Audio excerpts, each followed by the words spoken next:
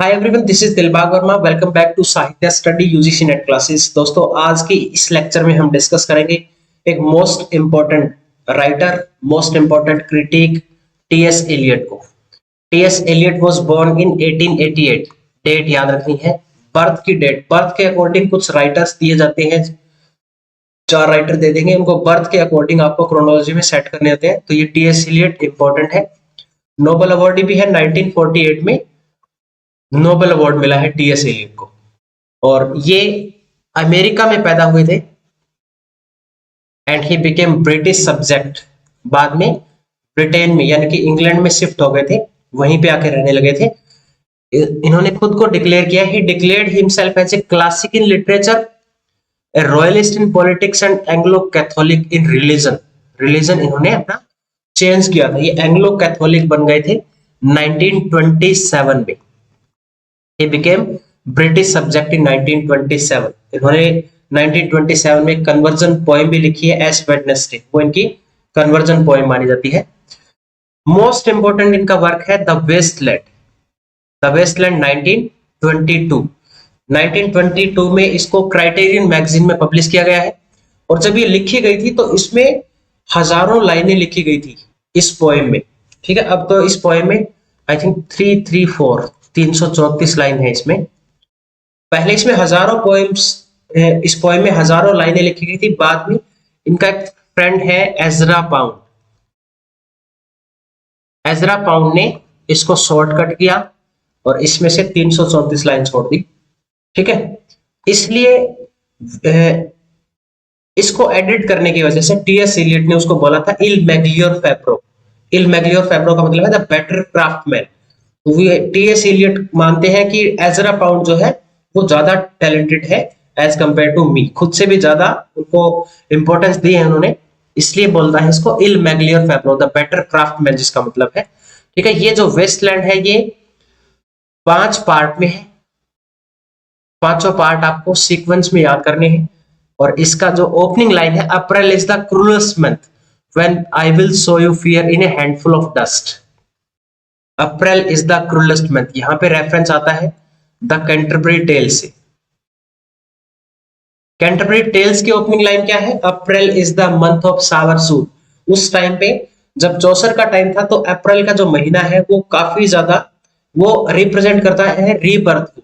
ठीक है, लेकिन अब जो मंथ है अप्रैल का वो क्रूल हो गया, क्योंकि अब टाइम बदल चुका है। लोग जो है वो स्वार्थी हो चुके हैं, सेल्फ सेंटर्ड हो चुके हैं।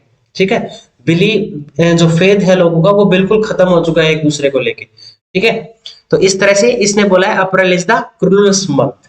5 पार्ट में है। पहला पार्ट है burial of the dead, a game of chess, the fire sermon, death by water, और लास्ट है व्हाट द थंडर सेड। ठीक है, तो ये पेस्टिस जो एक पोस्ट मॉडर्न टर्म है, बहुत ही फेमस टर्म है पेस्टिस, उसका एग्जांपल है ये।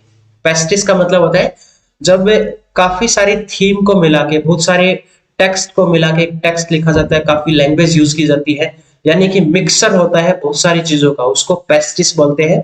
और वेस्टलैंड उसका एक बेस्ट एग्जांपल है। इसमें लास्ट वाली लाइन जो है वो जो हमारे इंडियन जो होली बुक्स है वहां से ली गई है, दत्ता दम्यता दया धर्म। ठीक है, ये लास्ट लाइन है इसकी, और इसमें 5 लैंग्वेज यूज की गई है। टायरेसियस मिथ को यूज किया गया है, और ओडिपस रेक्स का भी इसमें आपको रेफरेंस मिलता है, और बहुत सारे रेफरेंसेस इसमें मिल रहे हैं जो एक वीडियो में इस पे अलग से बनाऊंगा। जो जो लाइन आपको याद रखनी है कि कौन कौन से रेफरेंस इसमें आए हैं। ठीक है, हेसियंत बोए का रेफरेंस है जैसे, और इसके अलावा कुछ वुमेन की भी बात की है, बेलाडोला है। ठीक है, और एक दो और इम्पोर्टेंट जो पास्ट वाले कैरेक्टर उठा के यूज किए हैं यहाँ पे, वो भी इंपॉर्टेंट है। तो मैं यहाँ पे डिटेल में डिस्कस नहीं करूंगा, उस पर मैं एक सेपरेट वीडियो बनाऊंगा। ठीक है, उसके बाद अगला वर्क है इनका मर्डर इन कैथेड्रल 1935। डेट याद रखनी है। It is drama that portrait the assassination of the archbishop Thomas A baked. ये भी रेफरेंस आप याद कर सकते हो यहाँ पे। थॉमस ए बैकेट पहले का है द कैंटरबरी टेल्स में जो पिलग्रिम है वो पिलग्रिमेज पे जा रहे हैं, किस किस श्राइन पे जा रहे हैं, वो थॉमस ए बैकेट की श्राइन पे। तो ये एज ए रेफरेंस आपको याद रखना है। लेकिन यहाँ पे मर्डर इन कैथेड्रल इसने लिखा है जब इनको असैसिनेट किया जाता है थॉमस ए बैकेट को। किंग हेनरी सेकंड जब किंग था उस टाइम पे इनको मार दिया जाता है, ठीक है, उसके बारे में लिखा है ये, उनके असैसिनेशन के बारे में, और एलिजाबेथन ब्लैंक वर्स में इसको लिखा गया है। उसके बाद नेक्स्ट है the love song of J Alfred Prufrock 1915।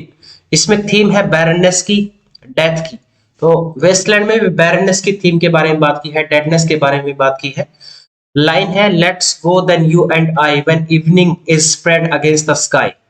अगली लाइन है in the room women come and go talking to Michelangelo. ये फिगर याद करना है, Michelangelo. No I am not Prince Hamlet nor meant to be. ये भी आपको याद रखना है कि कौन कौन से दो हिस्टोरिकल फिगर को डिस्कस किया, माइकल एंजेलो को और हैमलेट को। हेलमेट लिख दिया गलती से, HEMLET, हैमलेट, ठीक है।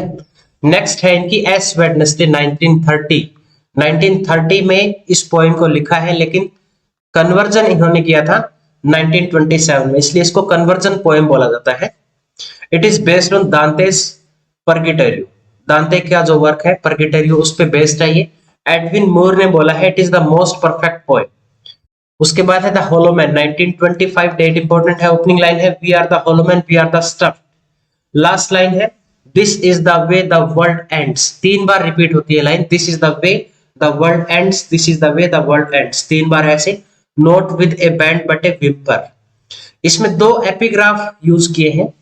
मिस्टर कार्ड्स ही डेड, ये एपिग्राफ किया है taken from heart of darkness से। हार्ट ऑफ डार्कनेस है जोसेफ कॉनरेड का, जोसेफ कॉनरेड के हार्ट ऑफ डार्कनेस से ये मिस्टर कास्ट ही डेड ये एपिग्राफ यूज किया है। दूसरा है a penny for the old guy, और ये गाय है जो गाय फोकस है। गाय फोकस है जो गन पाउडर प्लॉट हुआ था 1605। गन पाउडर प्लॉट जो किंग था उसको असैसिनेट करने के लिए, जो चार्ल्स फर्स्ट है उसको मारने के लिए इन्होंने, नहीं चार्ल्स फर्स्ट नहीं सॉरी, स्कॉटलैंड से आया था वो किंग, उसको मारने के लिए,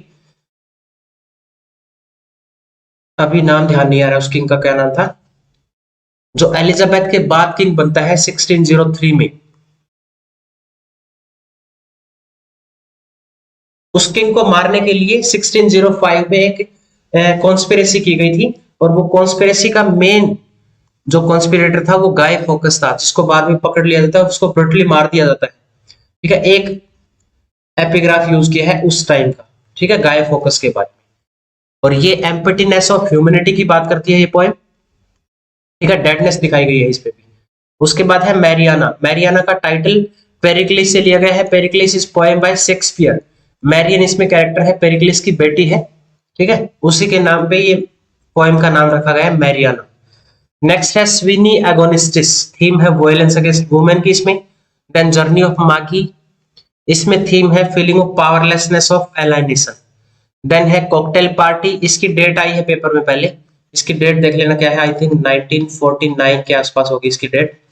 देन कॉन्फिडेंस क्लार्क, 4 क्वार्टेट 1943। अब 4 पार्ट कौन कौन से हैं इसके, burnt Norton, east Coker, dry Salvages और लिटिल गिडी, ठीक है, ये चारों याद करने हैं सीक्वेंस में।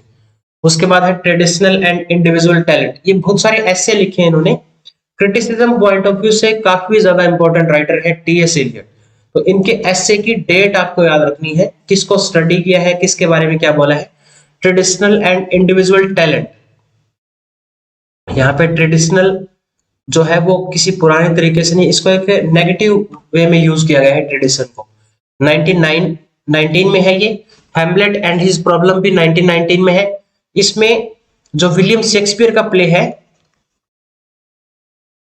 हैमलेट, यहां भी मैंने हेलमेट लिख दिया, कोई बात नहीं। हैमलेट जो है उसको स्टडी किया है, इसको बताया है कि एक फेल्ड प्ले है, एक फेल आर्टिस्टिक फेलियर बोला है, क्योंकि इसमें ऑब्जेक्ट जो है वो कोरिलेट नहीं कर रहे हैं, ऑब्जेक्टिव कोरिलेटिव नहीं है। ऑब्जेक्टिव कोरिलेटिव एक टर्म है जिसको कॉइन किया है वॉशिंगटन एल्स्टन ने, वॉशिंगटन एल्स्टन, इन्होंने इस टर्म को कॉइन किया है, लेकिन पॉपुलर किया है टीएस एलियट ने। ऑब्जेक्टिव कोरिलेटिव क्या होता है, जिसमें ऑब्जेक्ट जो है वो कोरिलेट नहीं कर रहे हैं। मान लो क्लासरूम है, वहां पे क्या क्या चीजें हैं, जैसे कि बेंच है, मार्कर है, व्हाइट बोर्ड है, तो ऑब्जेक्ट कोरिलेट कर रहे हैं। अब वहां पे बेंच उठा के कुछ और ऐसी चेयर डाल दी जाए जैसे कि पार्टी हॉल में होता है, तो क्या ऑब्जेक्ट को रिलेट करेंगे? नहीं करेंगे। तो इसलिए इसमें बोला है कि इसमें ऑब्जेक्ट जो है वो कोरिलेट नहीं कर रही है, इसलिए एक फेल्ड प्ले है। ठीक है। TS Eliot said it is an artistic failure because there is no objective correlative in this play. Then है द मेटाफिजिकल पोएट 1921 में। तो मेटाफिजिकल पोएट के बारे में बात की है इसने, जो हमारे जॉन डन है, अब्राहम काउले हैं। तो यहाँ पे उसने एक टर्म दी है इनके बारे में, the unification of sensibility. Unification of sensibility. अब इनके बारे में बोला है कि पहली बार अगर ब्रिटिश लिटरेचर में कोई राइटर आए हैं जिनमें यूनिफिकेशन पाई जाती है, यानी कि जो उनके अंदर जो थॉट्स हैं वो एक्सप्रेस किए हैं उन्होंने बिना किसी आर्टिफिशियल तरीके से, उनके बिल्कुल फ्रेश आइडियाज थे, इसलिए उनको मेटाफिजिकल पॉइंट बोला जाता है। और यूनिफिकेशन ऑफ सेंसिबिलिटी होता है जो चीजें हमारे अंदर होती है एज इट इज वो ही हम बाहर एक्सप्रेस करते हैं बिना किसी चीज का दिखावा किए, उसको बोलते हैं यूनिफिकेशन ऑफ सेंसिबिलिटी। देन है फंक्शन ऑफ क्रिटिसिज्म 1923 में, द सेकंड वुड 1920 में, on the poetry and poet 1943 में, then the function of criticism 1956 में है, और notes towards the definition of culture 1948 में। ये सारी डेट आपको याद रखनी है, डेट पेपर में आएगी यहां से। So this is all about TS Eliot. TS Eliot most important writer है, क्रिटिसिज्म पॉइंट ऑफ व्यू से भी न्यू क्रिटिक में आपको इसको पढ़ना है अच्छे से। सो आज की वीडियो में बस इतना ही। आगे की वीडियो में हम डिस्कस करेंगे जो हमारे अगले इंपॉर्टेंट राइटर है। अब इस पे 1-2 वीडियो बनाऊंगा बस मैं, ठीक है। तो उसके बाद हम क्वेश्चन की सीरीज को शुरू करेंगे। सो this is all about today. और वीडियो अच्छी लगी हो तो लाइक करें, चैनल को भी सब्सक्राइब कर ले, हमारे साथ जुड़े रहें। Be safe, stay connected, best of luck, God bless you.